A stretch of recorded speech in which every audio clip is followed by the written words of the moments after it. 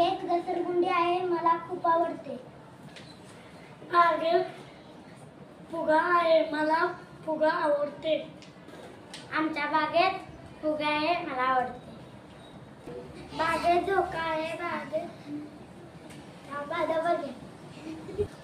बागेत धोका आहे, मी धोक्यावर खूप खेळते. बागेत पाण्याची कारंजी आहे.